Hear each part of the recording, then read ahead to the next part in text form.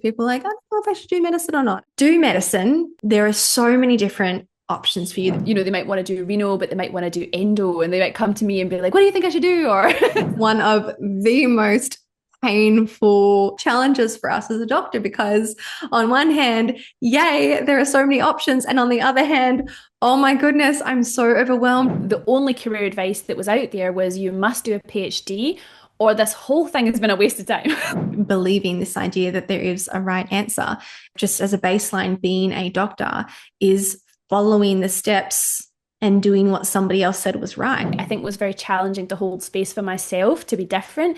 I've had to stand in my river in order to continue on this kind of atypical path. Life is short. You don't have enough time to go and dabble in what other people think is right and the right way.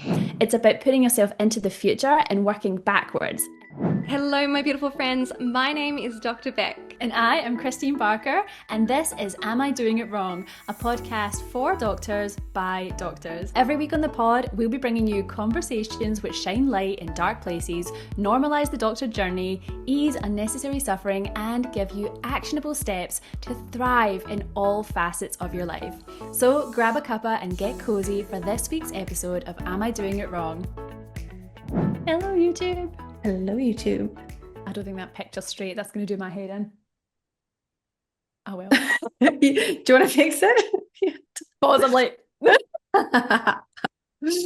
anybody else feeling this Christine feels? we're good. We're good. It's good. That's pretty. We should keep that bit in. That was funny. Yeah. You know what it makes me think of? Like when you're a teenager and you're told like you have to go and clean your room before you can do anything today, and you're like, no, that's the worst. And then when you're an adult, you're like, I must clean my room. I must clean my house before I can do anything today. Yes, I will not function properly. And that's the meme, guys, we wanted to share with you today. So this is what our episode topic is. Okay, I'm going to read a meme to you. Me as a kid, I can't wait until I'm an adult and nobody can tell me what to do. Me as an adult, somebody please tell me what to do. Relatable. Okay, so guys, true. Today we're talking about decisions. And we wanted to specifically talk about career decisions because, I mean, being a doctor is awesome. And this is probably the advice you hear as a med student. I hear it a lot, actually, if people are like, I don't know if I should do medicine or not. And people will say to prospective doctors, unless they have some other kind of really strong passion, they'll say, look, do medicine, because when you become a doctor, there are so many different options for you. There are so many different opportunities. Life can look so different depending on how you decide to create your life as a doctor, whether you go down this traditional clinical path to something totally non-clinical, but you're using your sort of doctor background in it. And that's awesome. It's such a cool thing about medicine. It's definitely something that inspired me into medicine. And it is also one of the most painful problems, if we can call it that, challenges for us as a doctor, because on one hand, yay, there are so many options. And on the other hand, oh my goodness, I'm so overwhelmed. There are so many options. What do I choose? What is going to make me happy? What is the right decision for me? And there are lots of different tools that you can use and that Christine and I are going to bring straight to your fingertips, straight to your earbuds today, that's going to help you make really powerful decisions that actually move you in the direction that you want to go in your life. So stick around to hear these different tools, strategies, and perspectives that could potentially change the trajectory of your life. One of these tools was one of the main tools that changed the trajectory of my life and my career as a doctor. So hold on for that one. I hope it will blow your mind be as impactful for you as it was for me. And also, you know, in the meantime, I want to help you recognize how when you don't develop this ability to make decisions that really are for you and they're not confused, confuddled by all the expectations of society, or even just the norms, the quote norms of, a classic doctor path, or what a normal or traditional thing is that a doctor should do. Check in if you find this experience familiar. We as doctors have no issue working hard. We're very good at putting our head down for not days or weeks, but months and years to work towards a goal, to work towards an outcome. And along that path, to sacrifice and sacrifice to achieve that goal.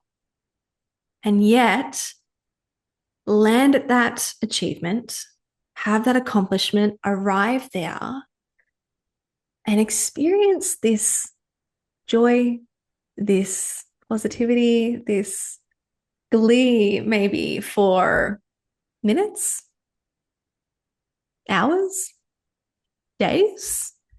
Some of us might be lucky enough to experience it for weeks, but for a lot of us, it is a fleeting sense of happiness that actually comes with that final accomplishment. And that is because a lot of us fall for this trap of making validation-based decisions instead of values-based decisions. So Christine and I want to unleash you from this trap today and hopefully help you channel all of that incredible hard work, that willpower, that sacrifice that you have in the bag as a doctor. That's like your secret weapon to achieve all the things you achieve in your life. But to help you do it in a way like what Christine has done, as just a brilliant, glowing example of making values-based decisions that actually lead to create this fulfillment, this satisfaction, and this happiness in your life that you deserve, as somebody who backs it up with bold decisions and with hard work and with willpower. So, Christine, why is it top of mind for you at the moment? Like when you talk about it, I have all these like memories and parts of my life where there were so many crossroads, and I think everyone can relate to that, right? Those big life decisions. There's always a tension. It's completely normal to feel a little bit muddled. But I also am working currently with my ducklings, my doctor humans, who are sitting their clinical exam and also their written exams as well. And no matter what stage of training they're at here in Australia and in New Zealand, this is like the time where people are applying for jobs and making decisions around their future careers and things like that. So it's top of mind at this time of year. I feel like it's something that I often get asked about. I guess people reach out for a bit of mentoring and things, and they might want to do renal, but they might want to do endo, and they might come to me and be like, what do you think I should do, or something like that. And it's really hard, because what I know from my own personal experience is like the best thing that they can do, or anyone can do, you can do, whoever is listening to this, is understand what you want and tune into yourself and follow your true north. And so my response is usually something like that: follow your true north. What does your gut tell you? And I don't think that's necessarily that helpful to people. And they're like, Christine, I don't have a compass. What? Where did you get your compass from? Where did you get your compass from, right? Something that kind of in my earlier life kind of happened to me in my early 20s, like a significant life event, which I'm happy to share the story of here, but it sort of made me very intuitive. Like it made me very intuitive just to have that harrowing life event happen. And so since I've been in my 20s, I've made a commitment to listening to myself, like really listening, because I don't want to not be without like a voice that can warn you. I just want to be aware of where I am at all times. So I come from life as an intuitive person, not because I was necessarily born that way. Maybe we are born that way, but I had an intention to set this skill, always tune into myself. But that doesn't mean that there were times along the way that I got completely lost either. So although I know where my gut feel is and I know how to tune into myself, and I know that you do this as well, Beck, you're so good at this, just knowing what resonates in your body, and we'll probably talk about that in a second. But even despite that, there were times in my career where choosing a specialty, or even when I was in my specialty training and I was becoming a consultant, the only career advice that was out there was you must do a PhD or this whole thing has been a waste of time, like whole thing. And then on top of that, like realizing that path was not for me, that was a full body hell no. Working through that, choosing a completely different career path. Like what I do now, it's not like I've got lots of people who I know who are also doing it. I know there are other people, but they're not in my circle. Like there are other people doing what I'm doing, but it's quite different from when I go to work. I'm doing something very different from people around me.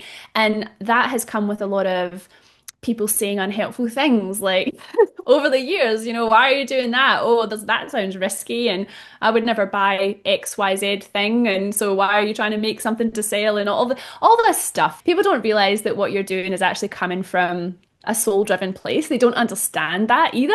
I've had to stand in my river in order to continue on this kind of atypical path, even though I've got my typical, I'm still a doctor, I'm still a consultant in a public hospital, but I've got this other stuff that along the way I think was very challenging to hold space for myself to be different. What I'm saying is that the reason that I will only tell you follow your true north is because that's I think that's the only right answer in that situation. That might not be comfortable. Like your true north might not feel comfortable. I think that's also okay. So the problem with this topic, Beck, is that I could spend about 4 hours talking about this topic, but we've decided we're going to try and do this in about half an hour. Yeah. So what about you, Beck? What career advice would you give, or where does this show up for you? Yeah, well, I think the place that I'd start is that key statement that you just said, this concept of a right answer. And I think this is something that in medicine we're very susceptible to believing this idea that there is a right answer. And that steers us away from choosing what we really want to choose and what's right for us. It's a very innocent, understandable thing that we believe there's a right answer. Like so much of what we have learned that has created our expertise and has created our career of just as a baseline being a doctor is following the steps and doing what somebody else said was right. The only way you can get your medical degree is if you tick those boxes. You learn those things and you learn them and memorize them and recite them in the quote right way. There is a right way, when it's the clinical medicine and the science and what the evidence says, but also, just structurally getting this job or getting that qualification. There's always been a right way.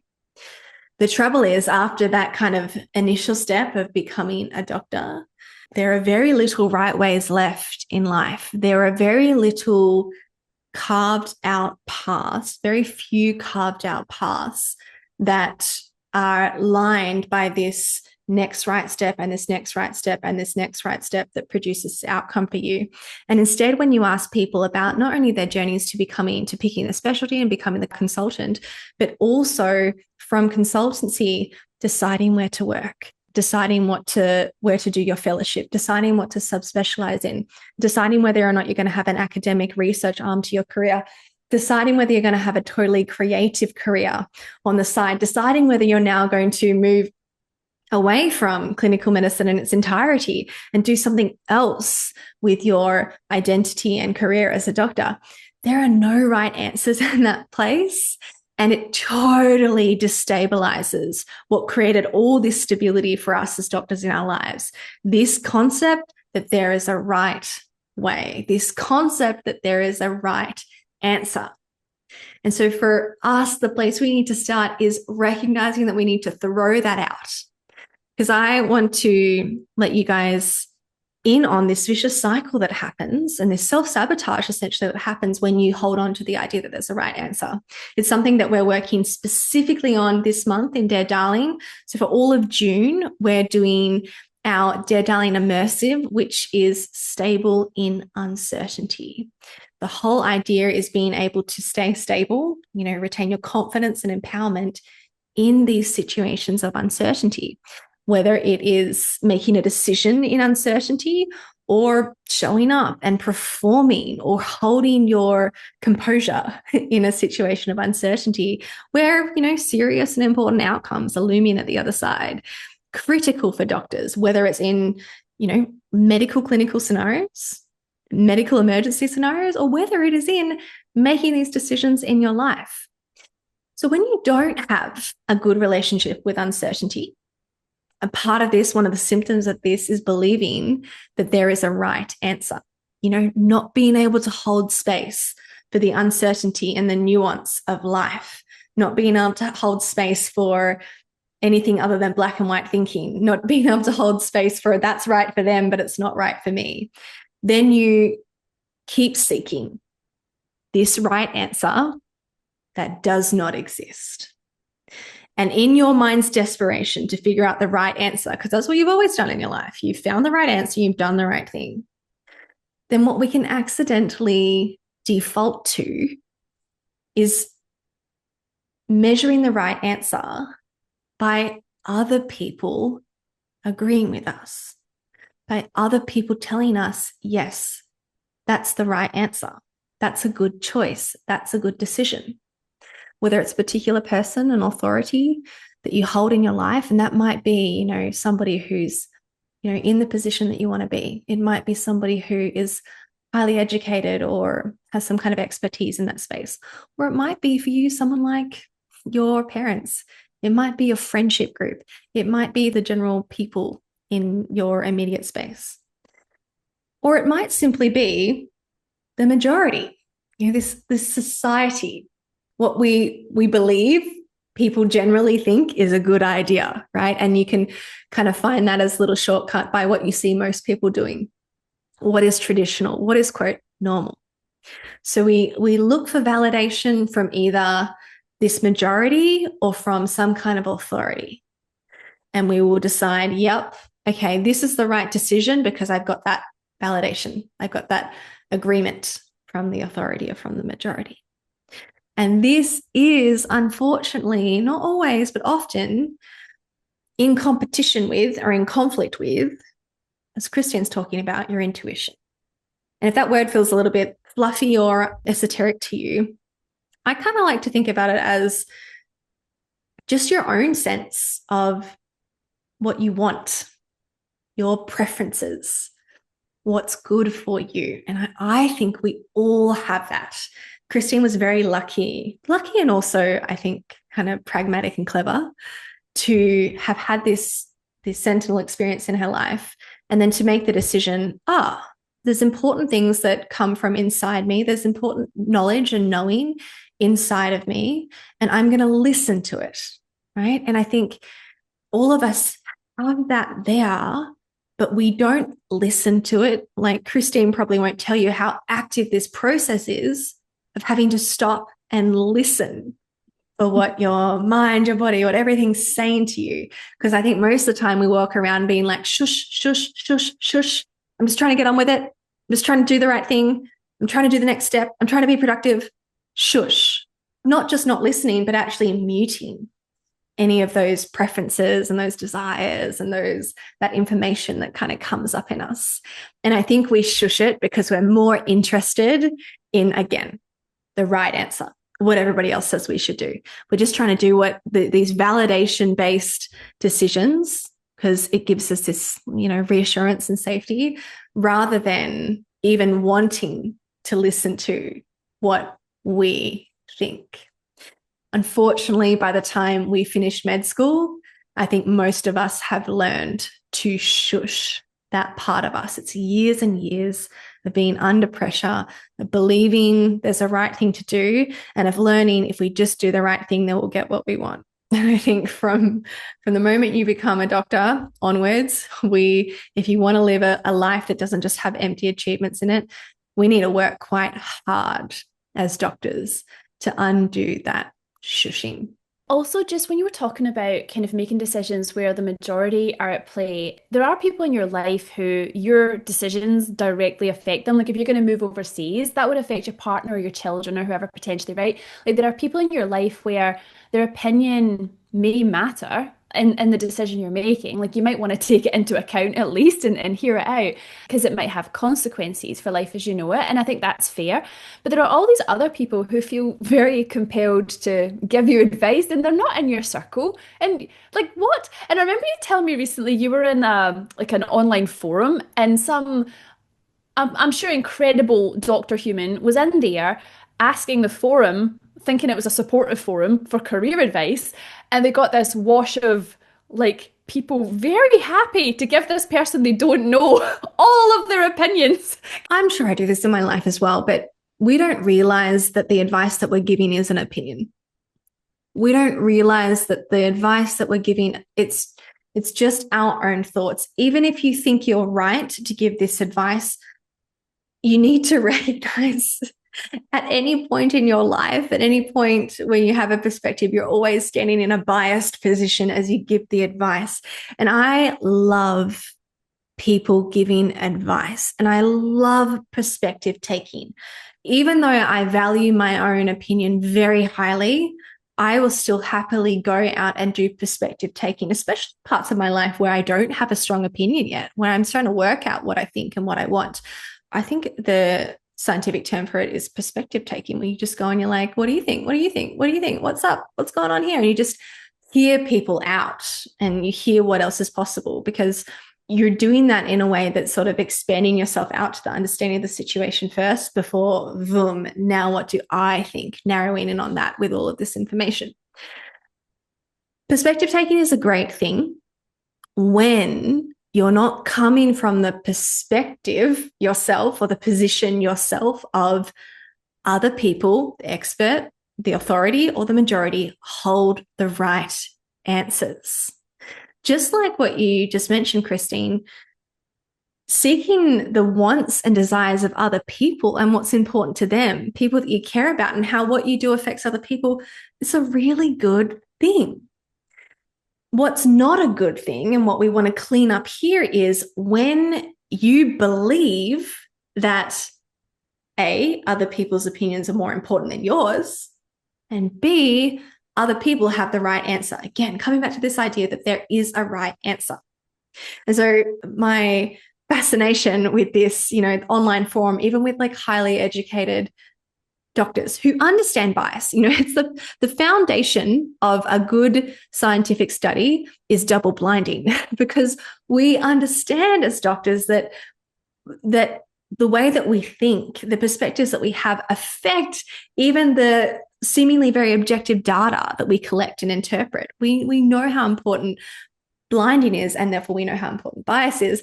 And yet in our day-to-day lives, when we're just swimming around in our thoughts, we can't see it. So we will just deliver this advice because we believe it's the right answer. And then you, on the receiving end of that advice, you can easily be fooled by that other person's conviction.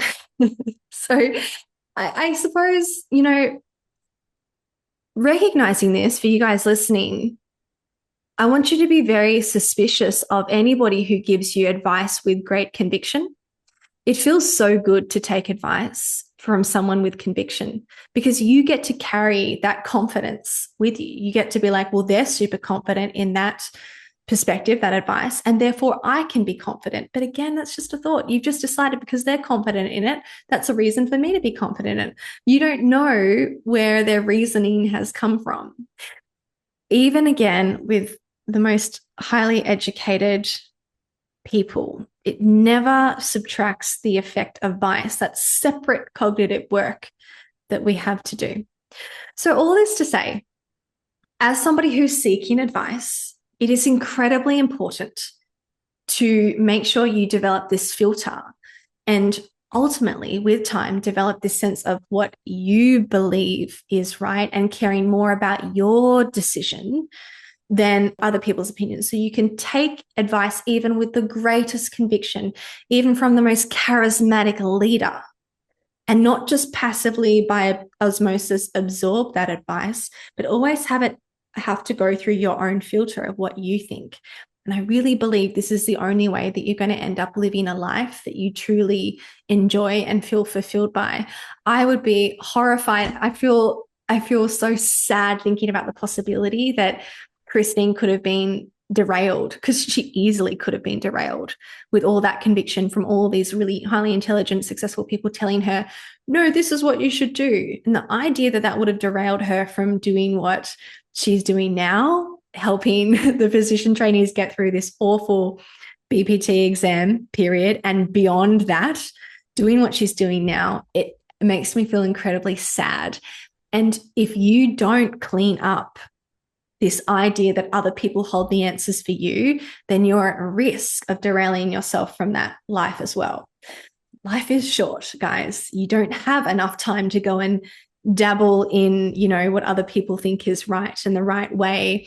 Especially for doctors, the answer often comes to, you should get some more education. You should do this 5-year long journey before you go and do the thing you actually want to do.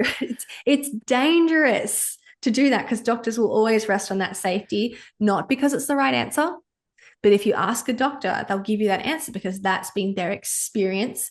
This is our culture. That is our bias as doctors. But what's also true, right, is that I was derailed. That's the truth, right? I was tuned into my intuition, but I was derailed and I did seek validation and I did make decisions about being validated as well. Like I was getting positions at universities that were distracting me from what I wanted to do. I was picking up extra clinics, again, distracting me from what I wanted to do. I was letting other people's influence and what I thought I should be doing. I did get derailed even though I was tuned into myself. I kept getting, there was sabotage, there was like sidetracks. But I think what was also true is because it was my true north to be doing exactly what I'm doing in this moment, the beautiful thing about your true north is it stays there. And then you get to make all your little mistakes and make all your little detours. It's like you can't help but eventually get there. So I guess I just say that as well for you make a decision today, like it's not permanent. Like careers don't have to be linear. Like, and when I look back on things, even though I did get derailed, they were still experiences and they benefited me in some way. And it was just all part of the journey. I just learned so much about myself. And I guess like to be able to become the person who doesn't need to listen to other people and not need validation from others, I feel like that journey is first doing the thing that gets you validation from others, then learning the lessons in there in order to, it's like a process. Like I don't think it just comes overnight. You got to break the cycle. Like you've got to see that you're in the cycle and you've got to let the cycle play out enough times to be like, oh, when I do what other people suggest and I work so hard and I achieve the thing, I feel empty at the end. We've got to get enough evidence to really convince ourselves, if I keep doing this, I'm going to keep getting the same result. Really hard thing to admit to yourself because, and this is a part of that validation-based decision trap. It's think about how uncomfortable you feel when you're faced with making this decision in all these possibilities. You feel so uncomfortable. You feel uncertain at best, or worse, you feel confused and that's uncomfortable, or even worse, you feel overwhelmed. When you make a decision that feels right, you feel better instantly. Like you got yourself out of that uncertainty. Again, if you make a decision based on somebody validating it, you get to be like, well, they agree with this, or this person agrees with this, and therefore it's probably right. You get that peace of mind in the uncertainty. And then for doctors, I think a little sneaky trap for us is we love a sense of progress. We love to feel like what we're doing now, investment is adding up to something that's going to feel amazing in the end, and we're growing, it's a wonderful trait. But the trap again is now you've got, from this validation-based decision, you've got this path, you've got a purpose, and as you move along, you're getting that sense of progress with every step. And so you get distracted by how good that feels. And ironically, it's only at the end when you feel less good, because now you've finished, you've accomplished it, and that sense of progress is gone, right? The path is gone, the purpose is gone, because now you've accomplished it. And now that's when you're left, ironically, feeling the worst. Contrast this with making a value-based decision. So you're sitting there in that uncertainty. You're thinking, what's going to be the right thing for me? What path am I going to take out of all these opportunities? And therefore, what paths am I going to leave behind? What things am I not going to pursue and I'm going to let go of in order to take this opportunity? And you decide to go with what you think in that moment. And instead of getting that instant reassurance from other people or from whatever authority you're externalizing, you have to stand by yourself in your decision without getting that positive feedback as you take the first step and the next step and the next step and the next step. You don't get that instant kickback of feeling good. And that is a skill set you have to develop.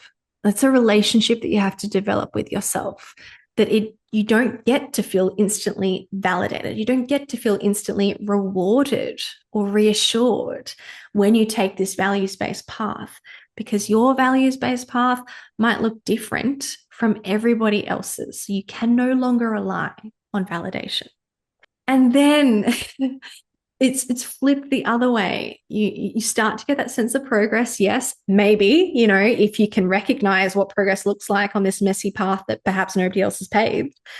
But it's at the end, when you're actually creating something that is meaningful to you, that affects people and affects the world in the way, like Christine was doing you were the assessor for some of the BPT exams yesterday. And she left me this voice message that was just like, I felt like it turned the electricity on in my house at 10 p.m. at night. She was so lit. It's those moments that, perhaps nobody else could understand why Christine was so enlivened by seeing her candidates just being able to, it's a funny thing, she can't express her hellos and things because she's a very serious, impartial examiner at that moment. She can't express herself. And so she had it like bottled up at the end of the day with me, but she'd see these people who she's worked with just shining. And you couldn't tell that to somebody else and say, yes, well, if you go down this path and you do this thing and you choose to go on that mission, then you're going to get to have this experience on this weekend where you're seeing the people that you worked with absolutely shining and like nailing it and not only chasing their dreams, but like achieving their dreams and being better than they could have even imagined. And that's going to make you very happy. Like nobody's going to give her that answer about why you should go down this path and why it's worth it. You can see that, right? But Christine is the only person who can understand, wow, this makes me feel like I am living my life in the most important, impactful way. That's the feeling you can get. Like just being around Christine's energy when she's talking about this feels amazing. I've got like my whole body's like buzzing. She's alive in that moment with that accomplishment that was a values-based decision on her path. Nobody else can get it and nobody else needs to get it. And here's the most beautiful thing about this.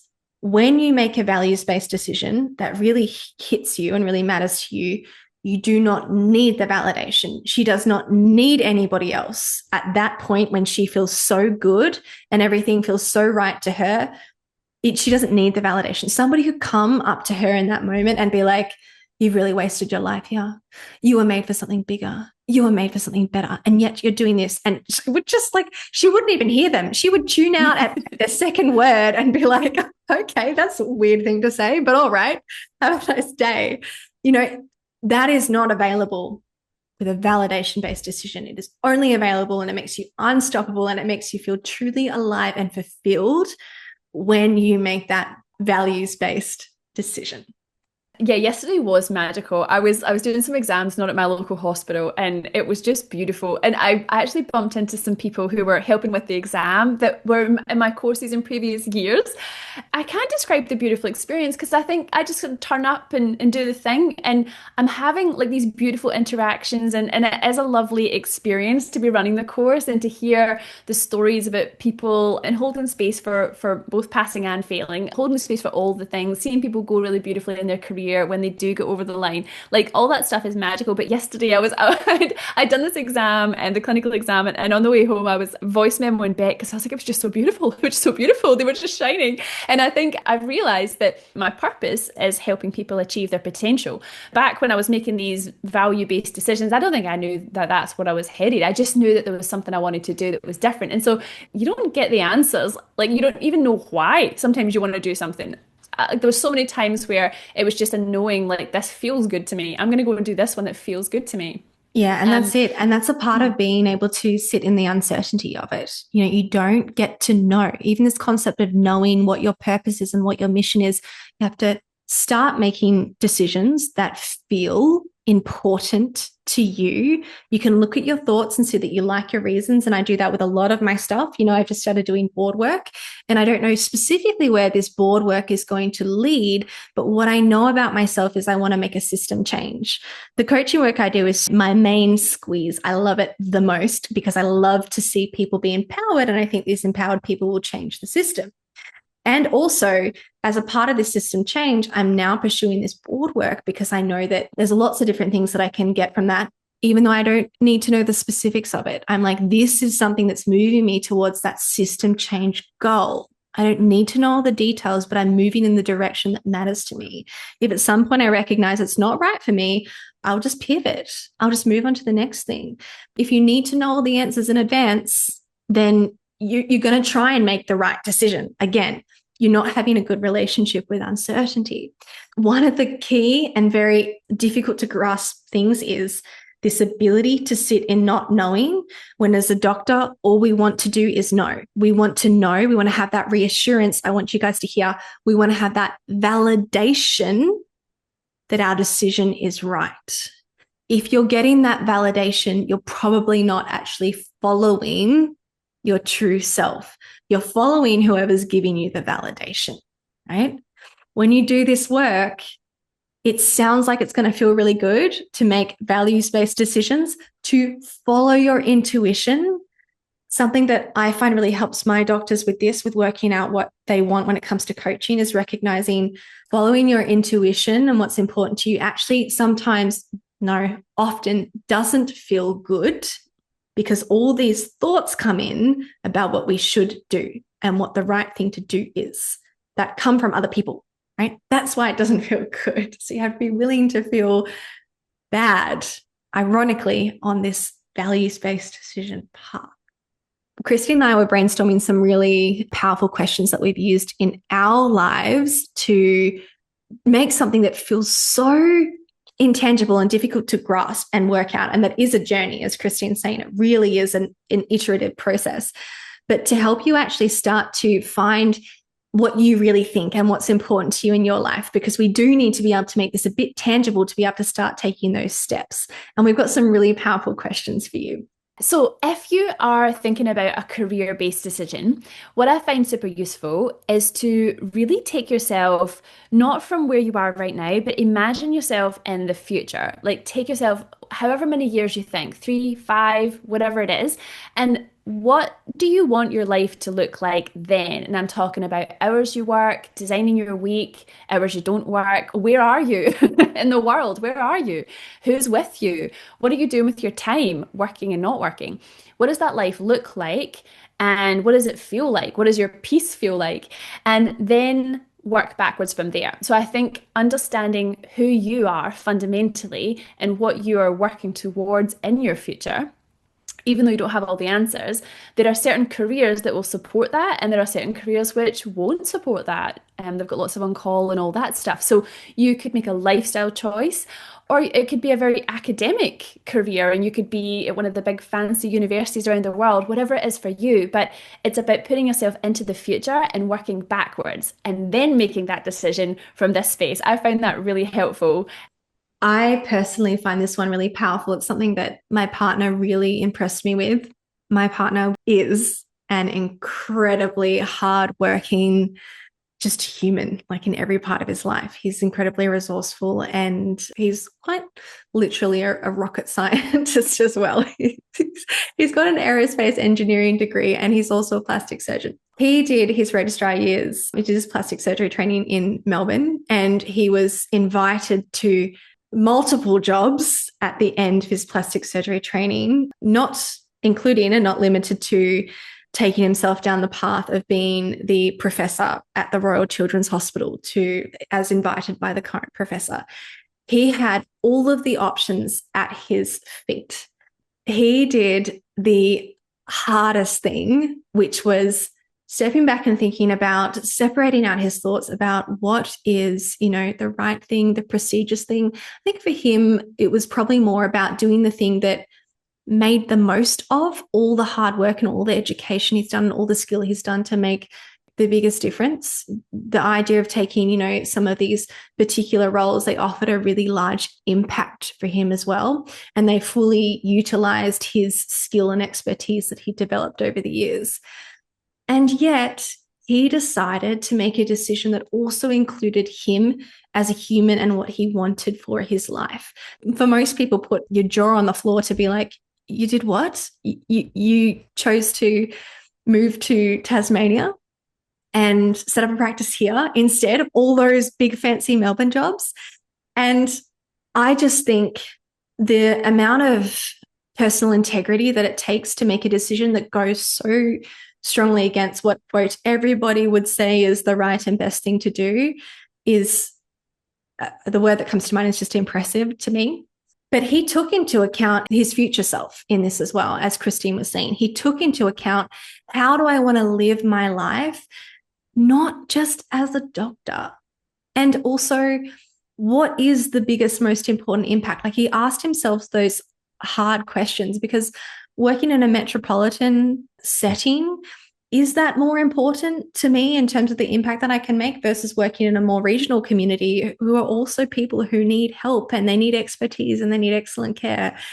Questioning all these preformed ideas about what is right and best. And then, as Christine's saying, really putting yourself forwards into your future, thinking about what you want for your life. It sounds like something that should come automatically, but I want you guys to recognize all the conditioning that tells you what is right and best just in healthcare, let alone generally in society. With that, the next question, next thought experiment to take yourself into is, if nobody else could have an opinion of you, if humans had an inability to have an opinion or judgment about other people, they just kind of lived in their own silos and lived their life and did their thing. For some reason, I think of like Whoville, when I think about this happy little who's in the town, and they're just going about their lives being these totally non-judgmental, following themselves, doing the right thing, innocent, delightful who's in Whoville. If that was the reality of the world and nobody could have the ability to have an opinion of you, and therefore you were just living your life in your way, as was everybody else, then what would you choose? If you no longer had to think about the judgments or the comments, whether it's your family, for some of us, your friends, your colleagues. I know for GPs, there's this awful, painful statement that sticks in their minds, which is just a GP. You hear that from the public. The public will say that to the doctors that I work with, just a GP. And they'll say it to me too, just like we've all heard that. If none of these opinions could be projected onto you because nobody genuinely cared, what would you choose? We don't recognize how strongly affected we are by other people's opinions. Again, it's probably born from this idea that other people, whether it's particular people or the majority in particular, know the right answer. They know what's a good decision. Also, can I just say, I know that this doesn't need saying, but I can't stand that. I'm just it happens with people say it to me, I'm just a nurse. What do you mean? You're just a nurse? Oh my God. No, you are enough. Like, I make them go back and redo the sentence because it just bothers me so much. I can't breathe. Anyway, yes, but that's amazing. I love that questioning, like, if I lived in a world where society didn't matter to me and their opinions were irrelevant, like, what would I do? It's just such a powerful question. Oh my goodness. Yeah. And then the last question we have here is, if you knew you were going to succeed in either path, which would you choose? This is the trajectory changing one for me.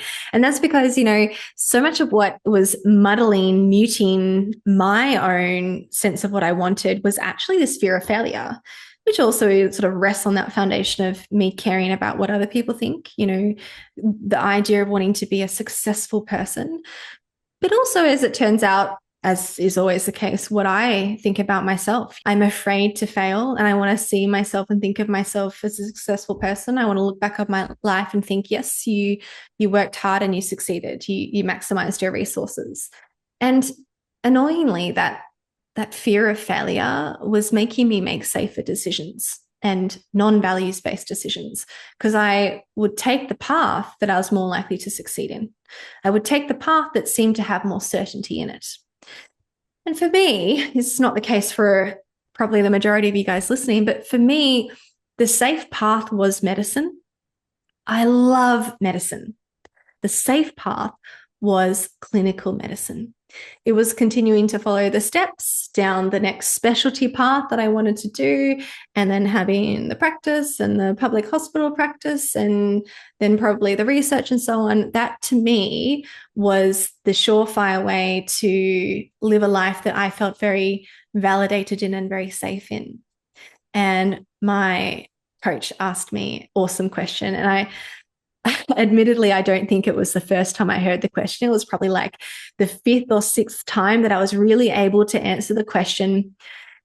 If you could be successful in either path, because I had coaching sitting here as something that I'd started pursuing, and it was just a side gig for me at the time. I was like, oh, this calls me. I want to do this work as well. If you could be successful in either path, which would you pick? And again, not the first time.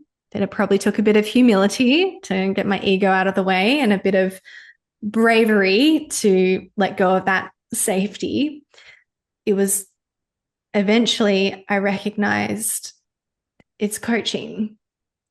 If I didn't have to worry about failing in either path, if I knew I'd be successful in either path, it's coaching. Coaching's the thing that I would pick. Coaching's the thing that I would want to see my mission play out in, and the way that I'd want to see myself affect the world.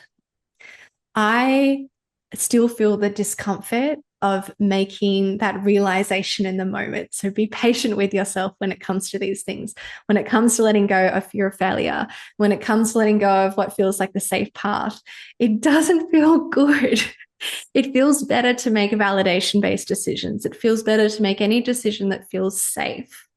But if you can be patient with yourself and you can really sit and, as Christine says, just listen, develop that skill of listening to yourself, which includes hearing the things that you don't want to hear. Like, oh, medicine, as incredible as it is, amazing as it is for me the safe thing. And therefore, the only thing that's stopping me from doing what I really want to do is being brave.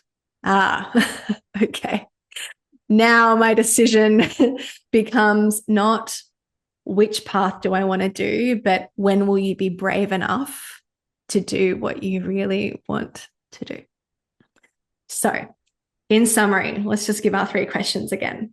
Number 1 was, if you could fast forward to your future self and design your life, what decision would you make today in order to get yourself there? What would you do now for your future self? Is probably a for your future self. I like that terminology. Yeah. For them.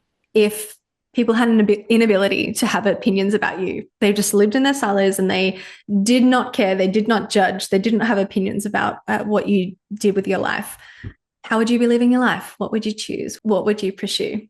And the final one was, if you knew you were going to succeed in either path, which would you choose? It's so good. And it doesn't mean it's going to feel comfortable. And you will have to put your ego to the side and trust yourself and take a leap of faith sometimes. But I think what's been so beautiful about this conversation is it's kind of like a coming home moment for both Becca and I. We have the benefit of having made some very difficult, unvalidated decisions along the way, and then being so many years from those decisions. And I can tell you that there were many times that I doubted the decision that I had made. And I'm sure you did too, Beck. Yeah. Oh, yeah. But we just wanted to have this conversation because I think it is top of mind. People choosing their career paths right now. And the thing is, we might always be choosing career paths. Even when you qualify in something, there's other little bits of subspecialties you can go into within that one path, or you might want to change entirely. And even if it's not your career, it might be moving country, embarking on a higher degree of some sort, or maybe like as a family unit, something big's coming up. I think it's so useful. Everything, those 3 questions, I think are powerful for all things. And then just realizing that no matter what you do, like we said before, life is not linear. And if you just tune into what's going to make you ultimately happy and what's calling you, you will eventually find that place. I think the worst thing that you can do is just not try to listen to yourself. That's the only error that I think I would try and avoid. Completely agree. Break the cycle when you feel humble and brave enough. Break that validation-based decision cycle. And as Christine said, just be willing for it to feel a little bit worse before it feels better. That is the price of admission, but sitting here, all the bravery was worth it, wasn't it? Yeah, I'm so happy. I've never been happier. Me too. Yeah. Like, I think what you also realize, something that I've realized along the way, is when you're living your truth, you're living life in a way that fulfills you and is making you happy, what's also happening is it's not about you. And I think that's true about you as well, Beck. It's like, it's not about you. Working as a doctor in clinic is not about you, right? It's not. But I think sometimes we get wrapped up in ourselves when it comes to these career decisions and things. But the truth is that what we do in service actually serves us. And it sounds really corny to say that, but it's just my lived experience. It's just what I keep being shown. If you live a life of service, which all doctors really do, ultimately, you'll live a lovely life. Yeah. We're very lucky that way. That's so true. It's inherent actually to the decisions. A validation-based decision is for you. It's for your ego. It's for your sense of safety. But the value-based decision is usually based on how you want to affect the world, the kind of person you want to be in the world. So it's a no-fail system. It's a lot more simple. Yeah. All right, friends. All right, Dr. Humans, we'll see you next time. Bye. We get so many heartfelt thank yous from our fellow doctors for having these vulnerable conversations on the podcast. If you want to say thank you too, we would be most appreciative if you left our podcast a review. Reviews actually mean everything to us because they're what make the platform share the podcast with all the other Dr. Humans. And our mission is to make as many doctors as we can reach feel more human. Just go to your podcast app, click on the show, and find the option to review. The other way you can help us is just by sharing the podcast with someone in your life who you know will say, "Thank you for saying that," or tagging us in social media. And if you're in healthcare looking for speakers for your next event, or professionals who actually get it to facilitate the vulnerable or empowered conversations our teams of doctors need, request us through podcastfordoctors@gmail.com.